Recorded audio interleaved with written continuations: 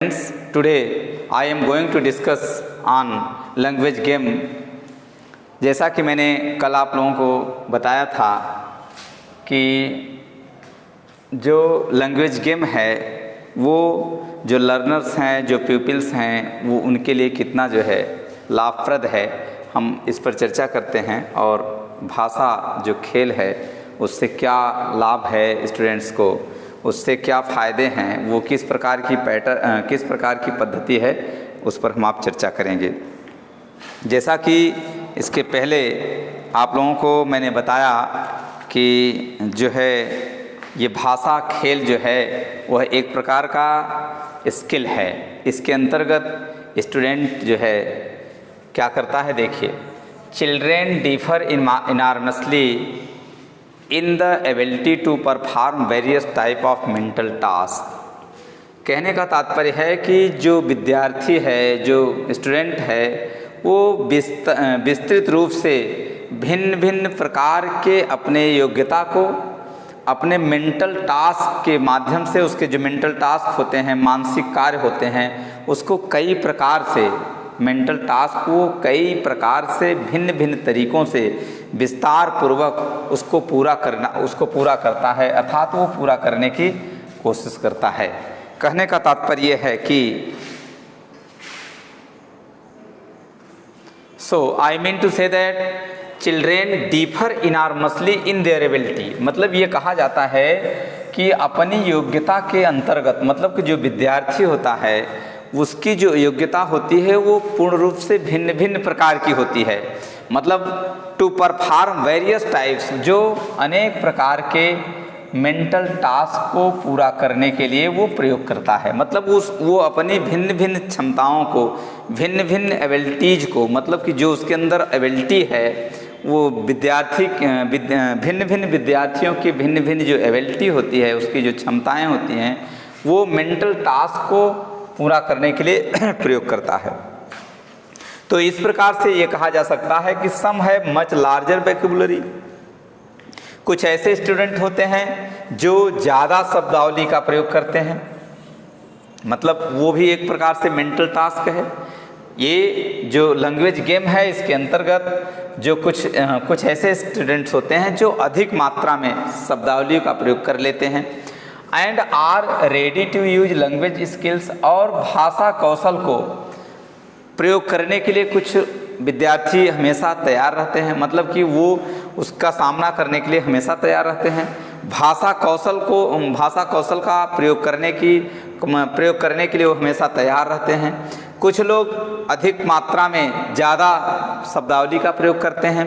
तो इस प्रकार से ये बात इसमें कही जाती है कि children differ enormously in their ability. मतलब कि जो विद्यार्थी होते हैं वो अपने क्षमताओं को बहुत विस्तार पूर्वक, मतलब भिन्न भिन्न तरीक़ों से अपने क्षमताओं को प्रदर्शित करते हैं। वो मानसिक कार्यों को कई प्रकार के मानसिक कार्यों को पूरा करने के लिए विद्यार्थी भिन्न भिन्न क्षमताओं का प्रयोग करते हैं या भिन्न भिन्न क्षमताएं रखते हैं।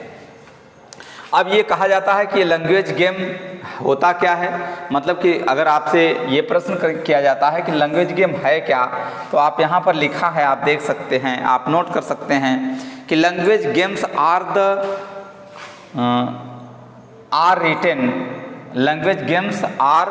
The written exercise to help students to enhance their vocabulary.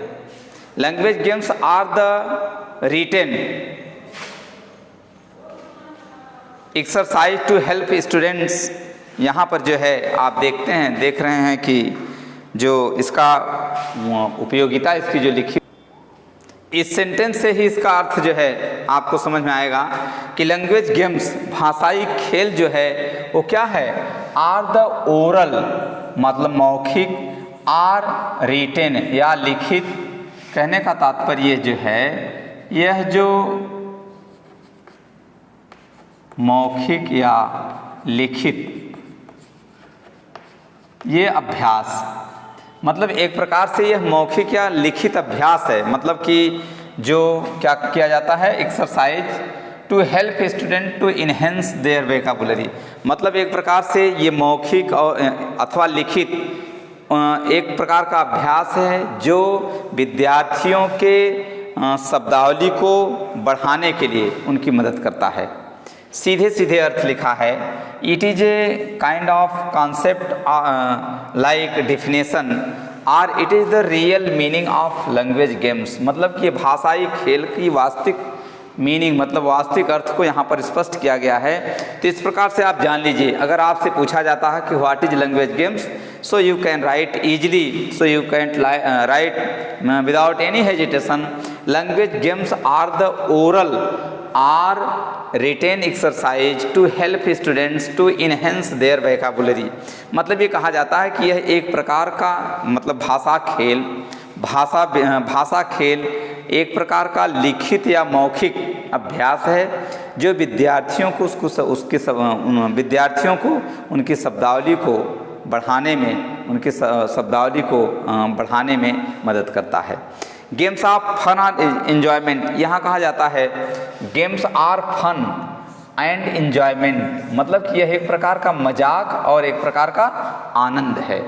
मतलब आप ये मान लीजिए कि जो भाषा खेल होता है, भाषाओं के द्वारा जो खेल मतलब कि स्टूडेंट्स जो खेलता है वह एक प्रकार का मतलब कि जब लिखित कार्यों से स्टूडेंट ऊबने लगता है तो जो शिक्षक होता है वह उसको एक प्रकार से भाषाई खेल के माध्यम से उसको जो उसके पाठ्यक्रम हैं, उसके जो टेक्स्ट हैं, उसके जो मतलब कि कार्य हैं उसको पूरा करवाता है, लेकिन तरीके बदल देता है, मैनर बदल करके करवाता है और उसमें जो स्टूडेंट होता है वो किसी प्रकार से ऊबन महसूस नहीं करता है और उसको बखूबी हंसी मजाक के साथ सीखता रहता है। मतलब उसका कोर्स भी पूरा होता रहता है और स्टूडेंट अपने आप को जो है बहुत ऊबन महसूस नहीं करता है। इसलिए यहाँ कहा गया है कि games are fun and enjoyment, मतलब खेल एक प्रकार का मजाक है, एक प्रकार का जो है आनंद है, एक प्रकार की प्रसन्नता है, एक प्रकार से प्रसन्न होने का तरीका है। So I mean to say that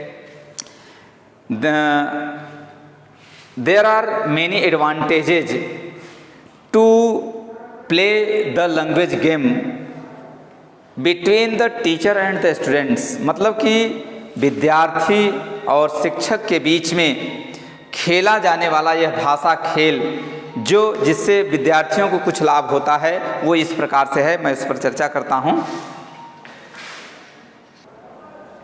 कहने का तात्पर्य है कि जैसा कि आप समझ गए होंगे कि वो भाषा खेल क्या है, इस पंक्ति में पूरा उसका जो स्पष्ट अर्थ है वो लिखा हुआ है और एक लाइन में यहाँ पर ये भी बताया गया कि it is games are fun, language games are fun, मतलब कि भाषाई खेल एक प्रकार का मजाक है, एक प्रकार का हंसी पैदा करने का विषय है और आनंद पैदा करने का मतलब आनंद लेने और हंसी लेने का विषय है। मतलब इसमें किसी प्रकार से जो विद्यार्थी है वो मेंटली टायर्ड नहीं होता है।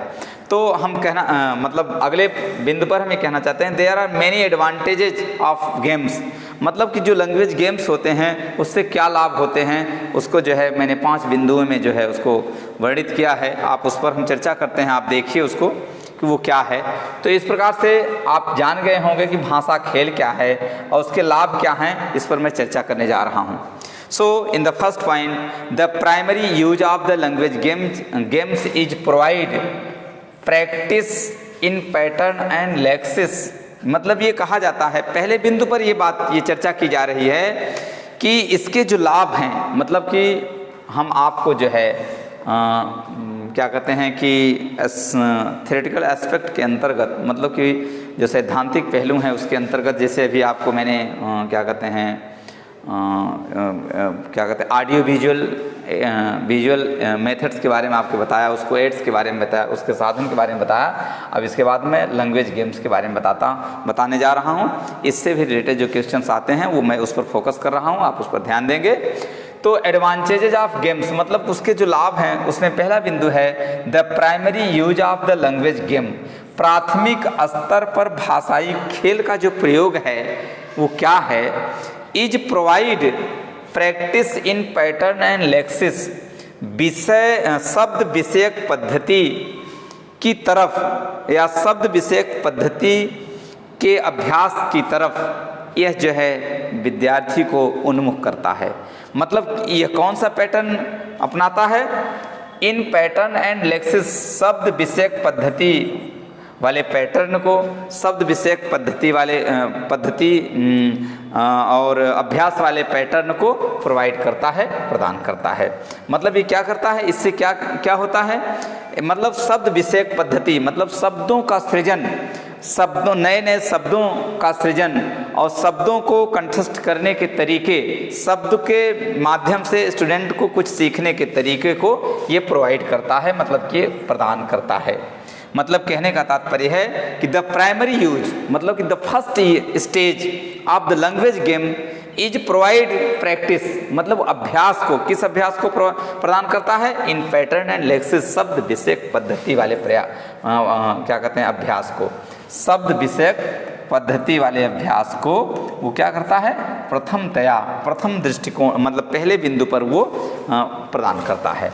तो आप ये जान गए होंगे कि भाषा खेल के क्या लाभ हैं। In the second point they give means the pattern of lexis and the vocabulary, they give variety to they give variety to the day to day teachings. मतलब ये दिन प्रतिदिन यह जो है शिक्षण को आगे बढ़ाता है। मतलब वेरिटी मतलब उसमें थोड़ा सा जो है क्या कहते हैं कि बदलाव लाता है। मतलब कि दिन प्रतिदिन जो है वह भाषा शब्द विषयक पद्धति को जो है आगे की तरफ ले जाता है। मतलब they give variety to the day to day, मतलब दिन प्रतिदिन वो शिक्षण को आगे बढ़ाता है। In the third point they encourage peoples to think, और उसी पद्धति के क्रम में, शब्द विषयक पद्धति के क्रम में जो शिक्षण है उसको आगे बढ़ाते हुए वो तीसरे पायदान पर, तीसरे बिंदु पर वो क्या करता है? पीपल्स को, स्टूडेंट को कुछ सोचने की क्षमता प्रदान करता है। I mean to say that it provides to the peoples to think further. Why? The criteria of thinking is the students, the criteria of the thinking is the pupil in limitations। मतलब कि जो क्या कहते हैं कि सीमित दायरे में उनके सोचने की जो पद्धति होती है स्टूडेंट की, उस दायरे को क्या करता है? वो आगे बढ़ाता है, उसको उत्साहित करता है। दे इनकरेज मतलब वो उसमें उत्साह भरता है। So in the next point they develop their power of observation. आप जैसा कि लिखा है आप देख सकते हैं, इन शब्दों पर थोड़ा सा आप ध्यान देंगे। दे डेवलप मतलब कि ये बिंदु जो है उसको क्या करता है? डेवलपमेंट, उसको आगे बढ़ाता है। देयर पावर मतलब स्टूडेंट के अंदर जो शक्ति होती है, ऑफ ऑब्जर्वेशन मतलब किसी चीज़ को निरीक्षण करने की जो शक्ति होती है, किसी चीज़ को जो समझने की शक्ति होती है, एंड रीऑर्गेनाइजेशन पुनर्गठन मतलब तथ्यों के पुनर्गठन की जो उसकी क्षमता होती है, उस क्षमता को जो है बढ़ाता है। कौन? Language games. मतलब लैंग्वेज गेम्स के इतने सारे फायदे हैं, इतने सारे लाभ हैं, जैसा कि आप देख रहे हैं। So I mean to say that the language games provide the power of examination, the power of observation and reorganization of the facts of the subjects। विषय के पुनर्गठन मतलब उसको पुनर्ढंग से जानने के तथ्यों को और उसको निरीक्षण करने की शक्ति को प्रदान करता है। कौन? Language games. In the last point are the 5 point of the language games profit, अर्थात the advantages of the last point of language game is language games are used for concentration or forcing our attention on that items। मतलब किसी भी विषय वस्तु पर, किसी भी fact तथ्य पर हमारे आपके ध्यान को कंसंट्रेट करने, एकाग्रचित्त करने के प्रयोग में लैंग्वेज गेम्स का प्रयोग किया जाता है। अर्थात लैंग्वेज गेम्स भाषाई खेल का जो अन्य मतलब अंतिम जो लाभ है वो क्या है, are use for concentration or forcing our attention, मतलब हमारे ध्यान को मतलब कि ध्यान को एकाग्रचित करने के लिए भी इसका प्रयोग किया जाता है। मतलब लैंग्वेज गेम का प्रयोग करके स्टूडेंट्स को मतलब उसके topic to the point, so that he might think on the topic to the point and he will be unable to think other items or other facts. So it is very remarkable, or the 5 point of the language games is very remarkable. Why? It attracts to the learners, it attracts to the learners on their fact, मतलब उनके जो real fact होते हैं उनकी तरफ ये जो है लैंग्वेज गेम्स जो है आकर्षित करता है। मतलब प्यूपिल्स को उनके उद्देश्यों की तरफ ले जाने, उनका उधर ध्यान करने के लिए इसका प्रयोग किया जाता है। तो जैसा कि ये बताया गया कि जो लैंग्वेज गेम्स है वो किसकी तरफ ध्यान करता है, ऑन द आइटम, मतलब कि जो उसका यूज है, जो उसका प्रयोग है, जिस पर वो सही प्रयोग कर रहा है, जिस पर वो सही सोच रहा है, ऐसे कार्यों की तरफ, ऐसे विषय वस्तुओं की तरफ जो लैंग्वेज गेम्स है लर्नर्स का ध्यान आकृष्ट करता है, मतलब फोर्सिंग करता है, उधर मतलब ढकेलता है, उधर जो है फोर्स करता है। सो it is said that the 5th point of the language games, the advantage of language games is very important. Why? There is clear meaning in the 5th point of the language games, मतलब कि भाषाई खेल के अंतर्गत 5वें point पर उसके जो सबसे मेन मतलब कि जो महत्वपूर्ण फैक्ट है वो इसमें बताया गया है। सो अब हम आपको इसके बाद जो है गेम्स, जो लैंग्वेज गेम्स है उसके प्रकार को बताने जा रहे हैं और इसके बाद जो गेम्स है उससे हम कैसे हम जो है उससे लर्न करते हैं, कैसे हम कोई चीज़ें सीखते हैं, उसका क्या हमारे जीवन में उपयोग है, किस प्रकार से स्टूडेंट उसकी तरफ आकृष्ट होता है, इन चीज़ों पर हम चर्चा करेंगे। तो उसी के संदर्भ में हम आपसे चर्चा करने जा रहे हैं टाइप्स ऑफ गेम्स, मतलब कि खेल, भाषाई खेल के क्या प्रकार हैं। तो जैसा कि आप यहाँ देख रहे हैं भाषा खेल जो है वो 3 प्रकार से शुरू होता है, मतलब वो 3 प्रकार से, वो किसके लिए, बिगिनर्स, मतलब कि जो लोग आरंभ करने वाले होते हैं, जो लोग उस भाषाई खेल को खेलने वाले लोग होते हैं, उनके लिए वो कितने प्रकार का है, वो 3 प्रकार का है। वो there are 3 types of games for beginners, मतलब खेल प्रारंभ करने वाले लोगों के लिए जो भाषा खेल है वो कितने प्रकार का है, 3 प्रकार से। तो इस प्रकार से हम ये कहना चाहेंगे कि जो क्या कहते हैं advantages of language games are very important points. So you can write down these important points which are related to the advantages of language games, and this line is related to the definition, general concept, general definition of language games, so it should be written by the students, and all these points, 5 points should be written by the students also. Why? These are very important. If the questions is asked in the examination, what are advantages of language games, what are advantages of games, so you can write easily. These points are very simple, in very simple words. So there are 3 types of games. The first game is oral games. जैसा कि आप जानते हैं ये oral games क्या होता है, अभी मैं इसको डिटेल करने जा रहा हूँ, आप इसको देखिए डिटेल। तो पहला जो पॉइंट है उसमें क्या है, ओरल गेम, मौखिक खेल। दूसरा क्या है, रीडिंग गेम्स, वाचन या व्याख्या करने वाला खेल, मतलब कि इसमें जो है किसी शब्दों को, किन्हीं सेंटेंस को जो है व्याख्या के माध्यम से खेल के तरीके, मतलब खेल व्याख्या या वाचन खेल के माध्यम से लर्नर्स को कुछ सिखाया जाता है। And third is writing language games, भाषा रचना खेल। राइटिंग लैंग्वेज मतलब कि भाषा रचना मतलब लिखना, और गेम माने खेल। तो इस प्रकार से आप नोट कर सकते हैं कि oral games, reading games and writing games, there are 3 kinds of games. तो इस प्रकार से आप भाषा खेल के अंतर्गत आप खेल के प्रकार को, भाषा खेल के प्रकार को आप देख रहे हैं। भाषा खेल के प्रकार को 3 प्रकार से बताया जा रहा है। आगे देखते रहिए आप। मैं एक एक खेल का मैं आपके सामने डिटेल करने जा रहा हूँ।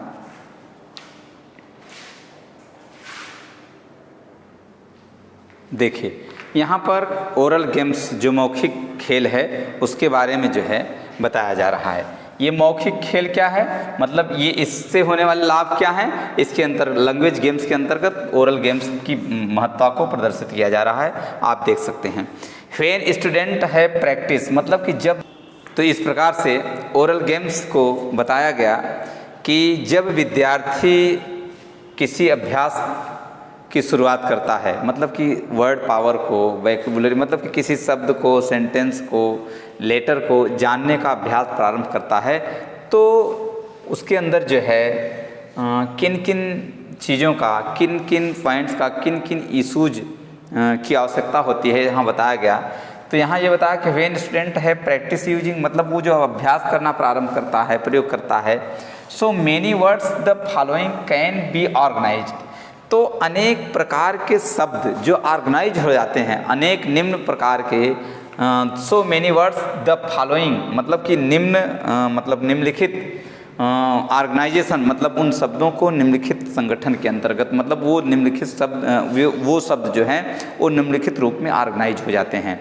तो ये बताया गया कि जो ओरल गेम्स है वो उसमें 2 प्रकार के और जो है पॉइंट्स आ जाते हैं।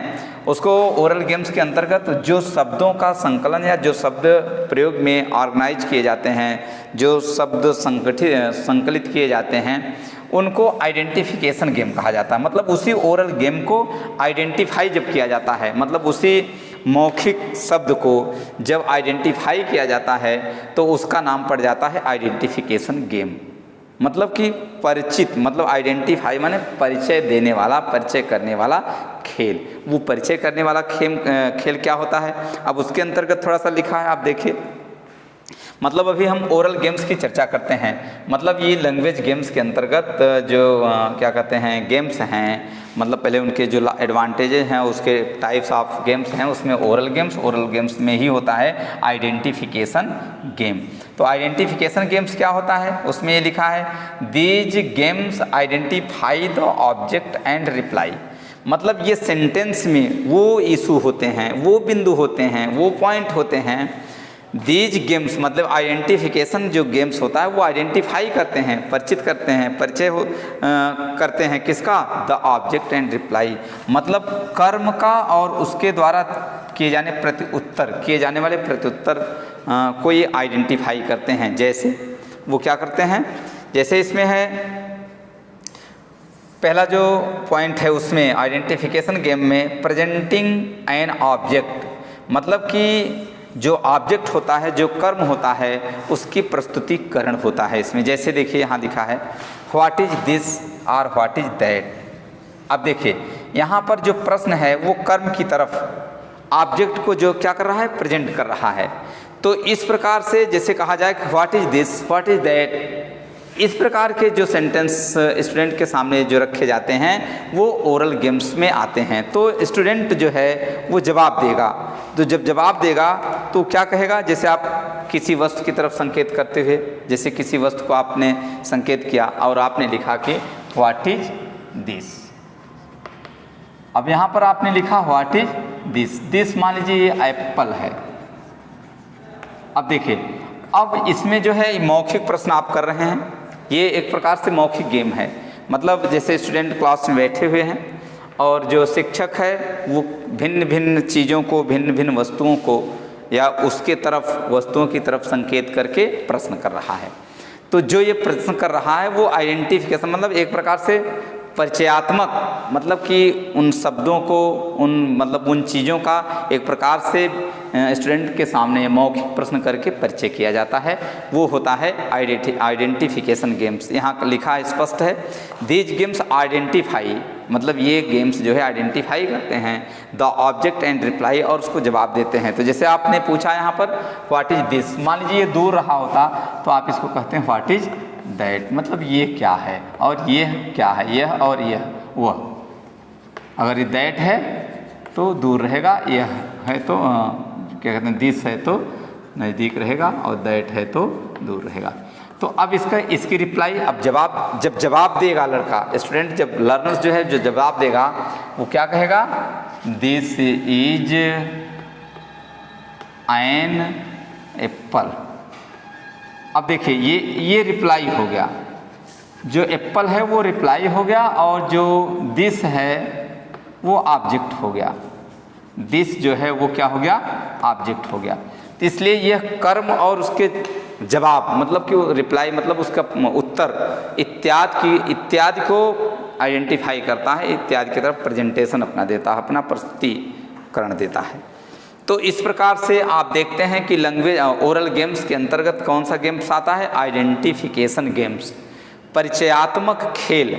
परिचयात्मक खेल में जो प्रेजेंटेशन होता है, जो प्रस्तुतिकरण होता है, वो ऑब्जेक्ट की तरफ और उसके ऑब्जेक्ट के जो जवाब होंगे उसकी तरफ वो संकेत करता है। और क्या करता है, प्रेजेंटिंग एन ऑब्जेक्ट, मतलब ऑब्जेक्ट को प्रेजेंट करता है।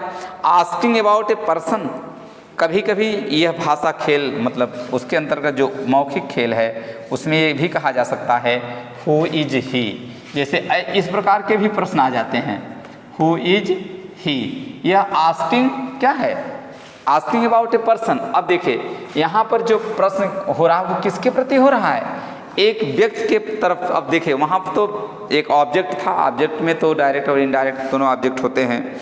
इनडायरेक्ट ऑब्जेक्ट में जो है वो नाउन होते हैं, प्रोनाउन होते हैं, और डायरेक्ट ऑब्जेक्ट में जो है एडजेक्टिव होते हैं, एडवर्ब होते हैं, इत्यादि इत्यादि। तो इसलिए यहाँ पर जो second concept of identification game is asking about a person, एक व्यक्ति के बारे में प्रश्न करना, एक व्यक्ति के बारे में पूछना, यह भी एक प्रकार का ओरल गेम है। So I mean to say that these are the substance of the oral games. Under oral games, this is identification games. Under identification games, there are three points. There are three kinds of issues which has been asked by the teacher to the learners. Asking about a person, जैसा कि मैंने आपको बताया कि who is he, इस प्रकार का प्रश्न जो है स्टूडेंट के सामने किया जाएगा, वो ओरल गेम्स के रूप में आएगा और वो बताएगा। Suppose that he is a student, तो विद्यार्थी जो है इसको स्टूडेंट बता करके परिचय उत्तर देगा। आगे नेक्स्ट पर आता है, नेक्स्ट जो बिंदु है वो है asking about hidden object. Hidden object क्या है, इस पर हम चर्चा कर रहे हैं। अब यहाँ तीसरे बिंदु पर जो hidden, asking about hidden object की बात जो की जा रही है, इसको पैसिव वॉइस के जो सेंटेंस होते हैं उसके माध्यम से आप देख सकते हैं। जैसा कि इसमें आपने ऑब्जेक्ट को, मतलब कि जो सेंटेंस में जो ऑब्जेक्ट होते हैं उसको प्रेजेंट करने की बात कही गई, मतलब उसको प्रेजेंट करने के लिए किए गए प्रश्न को जो है प्रेजेंटिंग ऑब्जेक्ट के, मतलब आइडेंटिफिकेशन गेम्स के अंतर्गत प्रेजेंटिंग ऑब्जेक्ट ये माना गया। आस्किंग अबाउट ए पर्सन, जैसा कि देख लीजिए, थोड़ा सा हम बता रहे हैं। प्रेजेंटिंग एन ऑब्जेक्ट, जैसे इसमें प्रेजेंटिंग एन ऑब्जेक्ट में है व्हाट इज दिस, जैसा कि इसको मैंने बताया, पुनः मैं बता दे रहा हूँ, आप लोग ध्यान दीजिए। व्हाट इज दिस, ये जो दिस और दैट है ऑब्लिक है, मतलब कि ओ आर है, तो ये मुख्य प्रश्नवाचक शब्द में, या यह कह सकिए कि ये क्रिया है, क्रिया के बाद जो होता है वो कर्म आता है। तो इसमें जो है क्या कहते हैं कि प्रेजेंटिंग ऑब्जेक्ट को मतलब कि कर्म की प्रस्तुतिकरण है, कर्म को प्रस्तुत किया जाना, प्रस्तुत किया गया है, इसमें किया गया है, इसमें कर्म को प्रस्तुत किया गया है। तो अब जैसे यहाँ पर जो दिस या दैट की बात जो की जा रही है, तो मान लीजिए ये क्या कहते हैं, पेन है, दिस इज ए पेन। अब ये जो दैट था, ये जो है कलम थी, और इस कलम को जो है मतलब कि कलम के बारे में जो कर्म था उसको प्रस्तुत करने के लिए प्रश्न किया गया कि what is this, so it is a pen. ये ऑब्जेक्ट में क्या आया, यह पेन है। अब दूसरा जो था उसमें ये था कि asking about a person who is he, who is he, मतलब यहाँ पर देखिए ये जो है पर्सनल प्रोनाउन है, आप जानते हैं ये पर्सनल प्रोनाउन है। पर्सनल प्रोनाउन माने व्यक्तिवाचक सर्वनाम, मतलब अब यहाँ पर जो है क्या कहते हैं कि एक व्यक्ति के बारे में क्वेश्चन किया जा रहा है। जैसे ये व्यक्ति मान लीजिए राम है, या ये मान लीजिए ये स्टूडेंट है, तो आप कहेंगे कि राम इज ए, नहीं, आप ऐसे कहेंगे जब ये प्रश्न आएगा हु इज ही, तो आप कहेंगे कि he is a student, he is a student. आप ये प्रश्न आया ही इज ए स्टूडेंट, अब ये चाहे राम ही हो चाहे श्याम हो। तो इस प्रकार से एक व्यक्ति के बारे में प्रश्न करना, तो एक व्यक्ति क्या है, वो ही है। तो अब इसके बाद तीसरे बिंदु पर आता है आपका हाइडन ऑब्जेक्ट क्या होता है। जैसा कि वहाँ कहा गया कि हाइडन ऑब्जेक्ट की तरफ संकेत करना या हाइडन ऑब्जेक्ट के बारे में बात करना। तो हाइडन ऑब्जेक्ट की बात जब हम करते हैं तो हमको थोड़ा सा पैसिव वॉइस के जो सेंटेंस होते हैं उस पर ले जाना पड़ेगा आपको। जैसे देखिए यहाँ अगर एक प्रश्न है do not make a noise, एक जवाब है, ठीक है। अब यहाँ पर अगर इसको हम पैसिव वॉइस में ले जाएंगे तो हो जाएगा ए नॉइज इज नॉट मेड